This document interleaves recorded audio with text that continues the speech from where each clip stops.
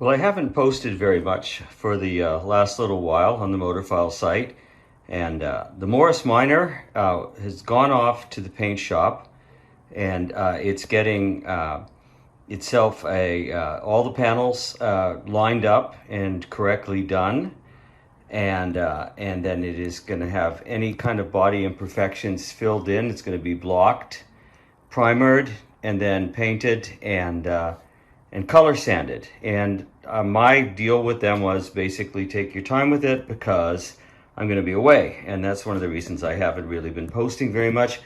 I've been in the UK and I've been in Singapore, and this is all for work, and I haven't had much chance to work on any cars. But today I'm going to be working on this beautiful red MGA, and it's a gorgeous car, and it's had a couple of issues that I'm working on. One was that is the steering wheel when the car is driving straight ahead. So when the steering wheel was put back on, it was not lined up properly, and so it has to be pulled off and redone.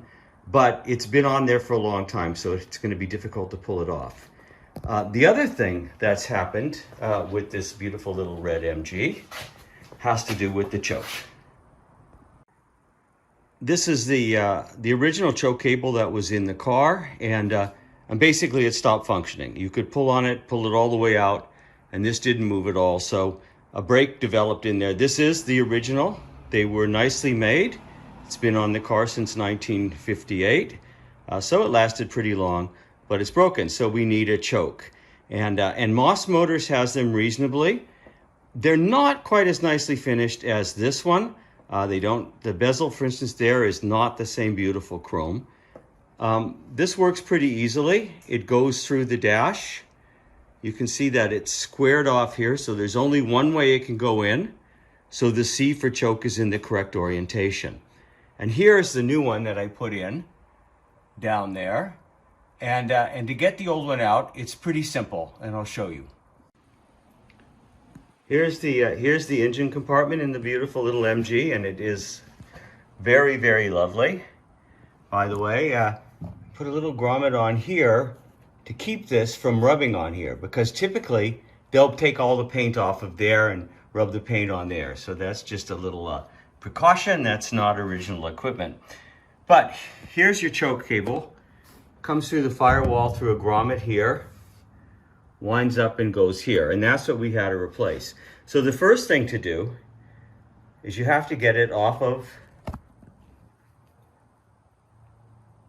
the two nuts that hold it tight down there. They squeeze it and clamp it, and that's done with 7/16 inch spanners.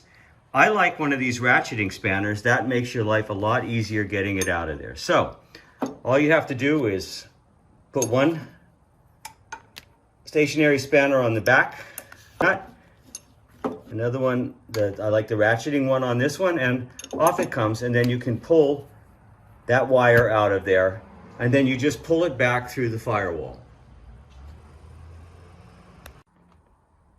Now this is held in place by a lock nut and a nut here.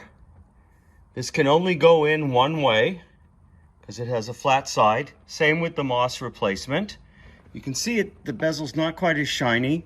There's a beautiful chrome one on the original.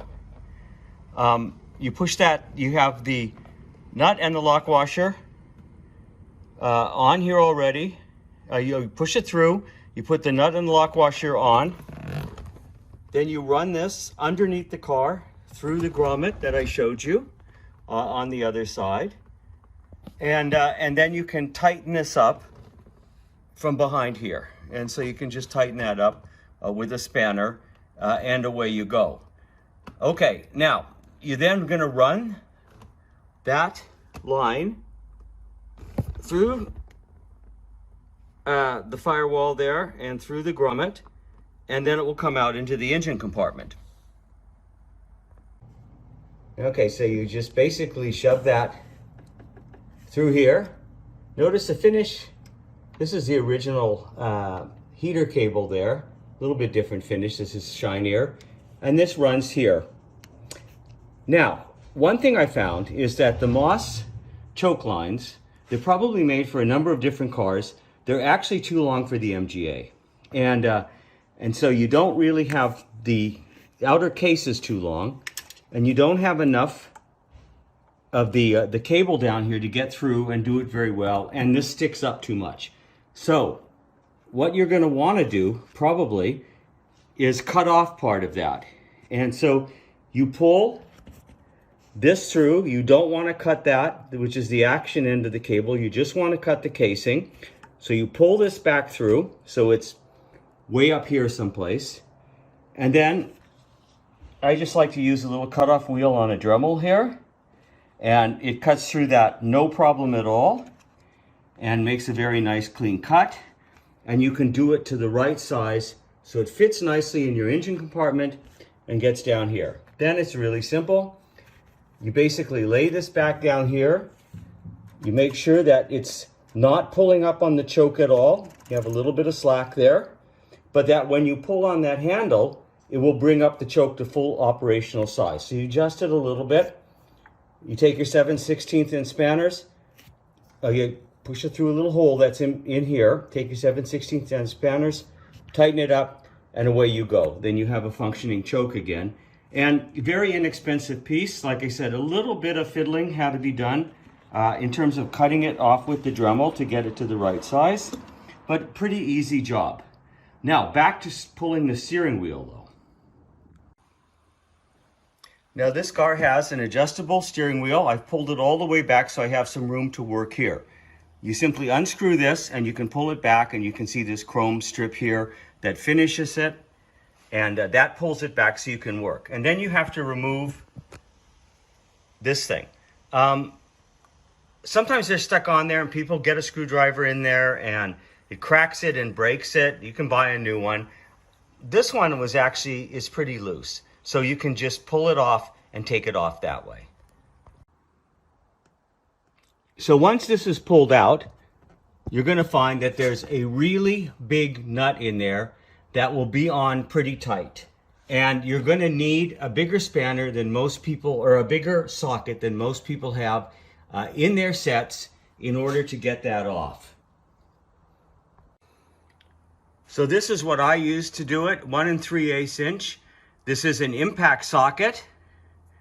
So I put it together like that and fit fine, and I had no problems getting it off. But you're going to need a really big socket to get that off. But I had no problems in loosening it to get it off, and we can then take that off of there. Now to pull the steering wheel, you're not going to want to take that socket all the way off because we're going to be pulling on this. We don't want the steering wheel to come out and hit us, to break or anything. So you're going to leave it on as a little bit of safety there, but you can see it's very loose at this point. Now the problem that we find is getting, well, of course, if you're really lucky, you can pull on this, wiggle it a little bit, it'll come off, come up against the nut so it doesn't hit you in the face, and away you go. But the fact of the matter was, this is not moving at all, and most of them, they've been on a long time, they're not going to move. So what I've done is I took the nut off, I put a little bit of PB Blaster in here to soak through that. You can also get at the back of it here, get a little PB Blaster up there, but basically that wouldn't do it. I couldn't move it. I don't want to pull on this because I'm going to break my steering wheel. This is metal here, you want to pull on this. The problem is, look at the geometry here. It's really difficult to get a traditional wheel puller around here that'll lock in here. And remember, I moved it all the way back so I have room to work here. So what are you going to do then so that you can get this off without ruining your steering wheel? So here's our secret tool for doing this, a way to make a beautiful collar, almost custom fit in the back of these British steering wheels. And that's about a 2 1/4 inch bearing separator, which is a collar device that you can open up, allows you to get it around here, and it gives you a platform then to put your puller on. Now here you can see I'm just fitting this on, and it fits it like a glove. It really does. You tighten up these and it gives you a platform on which to get your puller on despite the geometry of the wheel. Okay, so here you can see it set up with the puller, ready to go. You can see that there's plenty of space between there. It's not touching the wheel. And I've got the back of the wheel is cradled in there. And so all the pressure is on the back plate, not on any of the sides of the wheel, the spokes or anything like that. And now we can just start ratcheting away and see if we can get this to move. Okay, and it's loose. Here we go. And there it is. Comes away neatly, and we haven't broken our steering wheel or did anything like that. And now we can line up the steering wheel with the wheel so it is actually in the correct orientation. Okay, so we have our wheels nicely lined up straight ahead, all ready to go. Steering wheel is in a good position now. All we have to do is put our little MG symbol back in the inside, and we're going to be ready to go with a test drive.